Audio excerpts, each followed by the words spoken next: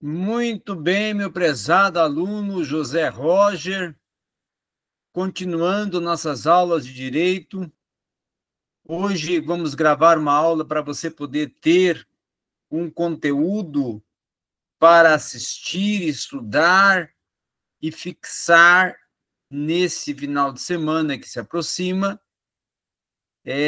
Daqui a pouco, mais à noite, eu tenho aula de uma turma específica de um curso de teologia, mas agora sobrou um tempo que vai dar justamente para gravar a aula sua deste final de semana, que seria, no caso, sexta-feira, entrando aí para o final de semana, para você ter o conteúdo para estudar nesse final de semana. Hoje foi bastante corrido, não deu para gravar cedo, mas agora deu um tempo e nós estaremos gravando.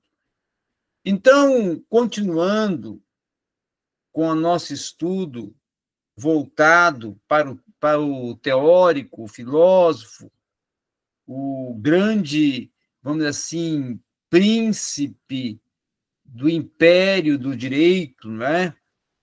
Que é denominado o Ronald Dworkin.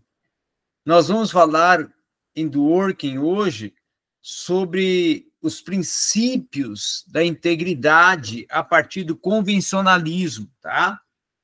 E aí Dworkin vai colocar que é preciso se assinalar que existem, e é preciso até se pensar que existem, dois princípios da integridade política.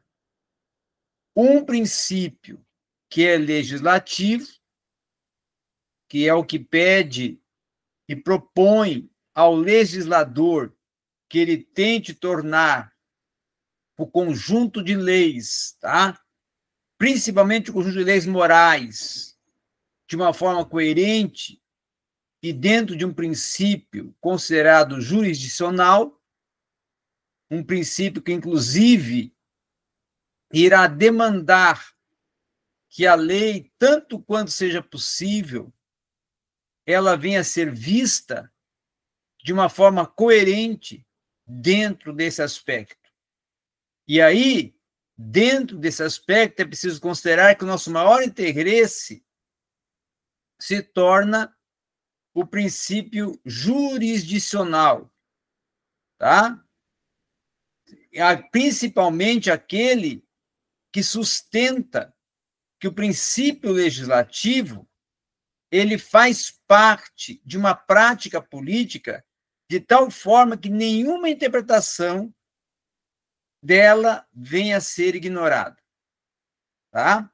Uma outra questão também a ser considerada, que o Ronald Dworkin vai considerar, é justamente o pressuposto da integridade de um ideal político, que ele seja distinto e se adapte dentro de uma política de honra e uma política de um princípio de integridade legislativa, onde que o legislador ele procura desenvolver um princípio jurisdicional que garanta a integridade da lei, a integridade normativa da lei e a integridade também até dos processos propostos pelo legislativo enquanto responsável pelo quesito e proposta do ambiente político, social, político, normativo e também até político, tá? Jurídico, porque a própria jurisdição e o próprio contexto jurídico vai ter também um vínculo político, pela questão de o legislativo prover a normatização da lei. Tá? Até podemos dizer que o legislativo, nesse aspecto, conforme o Dworkin propõe, ele se torna o responsável por sistematizar a lei. Tá? Então, a integridade ela não se torna necessária como uma virtude política distinta de um Estado até considerado utópico. Certo? Por quê? Porque essa coerência ela se coloca garantida dentro de uma autoridade que é considerada justa e, ao mesmo tempo, imparcial. Justa e, ao mesmo tempo, imparcial. Por quê? Porque, numa política comum, ela vai tratar-se de uma integridade com um ideal independente e também vai admitir por inteiro até um conflito de ideais. Então, nós podemos considerar que essa legislação, que ela é portadora de uma condição imparcial, o juiz, quando vai decidir um caso, ele pode, né, dentro dessa proposta, considerar, certo, injusta uma exigência que ela seja proposta de uma indenização de quaisquer que sejam os danos morais. Por quê? Porque ele aceita a integridade, ele aceita a prevalência da integridade, sendo ele ciente que algumas vítimas oriundas de processos de danos morais já conferiram, inclusive, um direito de indenização, os quais são, muitas das vezes, resultados de conflitos entre ideais comuns de cunho partidário e político. Então, dentro dessa visão, do Horkheim vai propor que, ao rejeitar a integridade como uma atividade política, como uma atividade jurídica, e dentro de um contexto de um processo legal, o juiz, se assim fizer, ele nega a possibilidade de qualquer conflito fundamental, principalmente entre a justiça e a equidade, se ele praticar, no caso, um ato de negligência desse quesito de integridade. Então, Duor que vai defender que a ideia de domínio da justiça como equidade se torna uma prova de que a equidade se torna também um teste de um resultado, tá?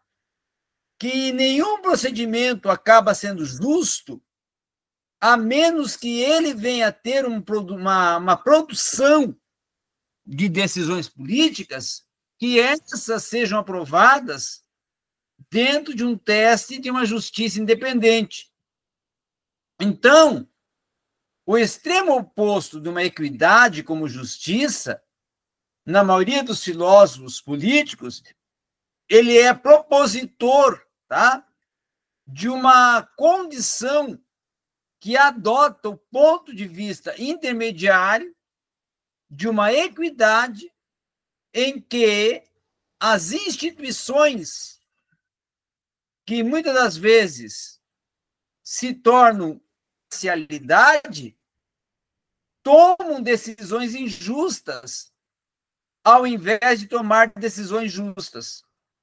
Então, na política corrente, e aí ele vai considerar a questão principalmente da política corrente agora, ele vai colocar que nessa política corrente, às vezes, entre as duas virtudes, tá, da decisão de alguns programas e de alguns contextos políticos, ocorre um pensar e um procedimento de uma ascendência em que alguns direitos se tornam individuais e muitas das vezes ocorre também uma ascendência de uma maioria de uma força até especial, uma maioria de plausibilidade de uma força especial, porque a liberdade ela se torna um resultado de uma participação de integridade do jurista e também do magistrado no papel de decisor ou no papel do responsável pela decisão e pelo resultado da causa em julgamento. Então, nesses casos e nesses aspectos, no Orkin vai colocar que as práticas políticas que aceitam e defendem a integridade, elas possuem uma virtude distinta a partir até de uma proposta de que um grupo de comunidade que é portador até de um direito de controle majoritário, ele se torna, muitas das vezes, o responsável por promover opiniões as quais elas podem ser divergentes, mas elas não podem descaracterizar o sentido aplicativo de uma integridade e de uma questão de contexto moral. E aí ele vai dizer, ele vai propor que a justiça ela precisa ser íntegra e no caso, primar pela uma integralidade em que nenhum momento o magistrado ele venha omitir o valor dessa integralidade e da integridade dentro do processo que está sendo analisado e avaliado. Então, partindo desse princípio, é que o Dworkin, Ronald Dworkin, defende alguns instintos dentro da base da justiça. Alguns instintos dentro da base da justiça. Primeiro, ele vai dizer que a justiça é uma questão de resultados. Uma decisão política provoca uma injustiça, por mais equitativa que ela seja, tá? Depois ele vai dizer que também pode-se opor-se a uma estratégia conciliatória quando se surge uma solução conciliatória para um problema que este seja resultado de uma injustiça. Então, a comunidade ela pode sim estar de acordo com a proposta, ao mesmo tempo, inclusive, que essa proposta venha divergir e venha abrir-se para alternativas que podem ser mais ou menos injustas, mesmo até que esteja burlando uma decisão moral, é preciso primar por uma razão de justiça que concorde com algumas divergências particulares, partindo de uma estratégia conciliatória que ela propõe uma razão de equidade a partir de estratégias de conciliação, em que essa estratégia conciliatória ela proponha uma defesa da integridade, da integralidade e da integridade da lei, tá? Então, ele é muito voltado, do Orkin, nesse sentido, a defender a importância e o dever de o juiz manter a posição de defensor da integridade moral, jurídica e primar pela decisão de uma legislação que essa legislação tenha um sentido político promovedor, inclusive, de um aspecto que esse aspecto seja plausível para todo um contexto da sociedade. Assim, fazendo, ele vai ter um sentido político. E ele vai estar garantindo uma política de acesso primaz para todo um contexto implicativo da lei, ok? Então, era isso que eu tinha para trazer para nós hoje. fazendo uma breve visão, um breve olhar para a proposta de integridade e integralidade dentro da proposta, da visão, da proposta filosófica, da visão jurídica de Ronald Dworkin.